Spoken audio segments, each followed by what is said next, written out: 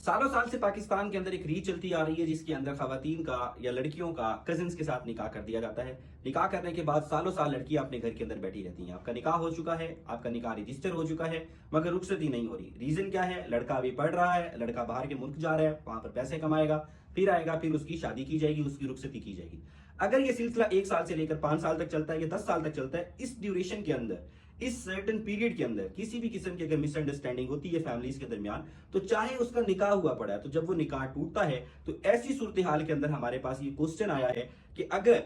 एक लड़की है, उसकी रुखसती नहीं हुई, उसका निकाह हुआ है, निकाह के बाद जो है उसकी रुखसती नहीं हुई, अब अगर वो दूसरी शादी करती है, उसने डाइवोर्स ले ली है, तो ऐसी सूरत के ऊपर अपने जो निकाह नामा है वहां पर वो निकाह को रजिस्टर करते हुए वहां पर कंवारी लिखेगी या वहां पर जो है तलाक याफ्ता लिखेगी। देखिए, अगर आपका निकाह रजिस्टर हो चुका है, आपका पाकिस्तान के डेटाबेस के अंदर नादरा के अंदर आपकी मैरिज एक रजिस्टर हो चुकी है, उसके बाद अगर आपने अदालत से डाइवोर्स ले ली है या आपके हस्बैंड ने आपको डाइवोर्स दे दी है, तो आप जब दूसरी शादी करेंगे उसके ऊपर आपने अपने आप को डाइवोर्स ही लिखना है, अपने आप को आप कुंवारी नहीं लिख सकते। हाँ, अगर ऐसी सूरत के अंदर कि आपका पहला निकाह जो है वो रजिस्टर नहीं था, फिर आप कुंवारी लिख सकते हैं, मगर आपकी प्रैक्टिस यही होनी चाहिए कि आप वहां पर सेकंड मैरिज अपनी लिखें। बताएं कि आप फैमिलीज के अंदर बिल्कुल इसको क्लियर कर दें कि आपका निकाह हुआ था, रुखसती नहीं हुई थी, अब ये सेकंड मैरिज हो रही है, तो वो उस फैमिली के साथ ये मिसअंडरस्टैंडिंग हो गई थी जिसकी वजह से अब ये दूसरी शादी कर रहे हैं, पहली शादी जो है उसकी रुखसती नहीं हो सकी थी।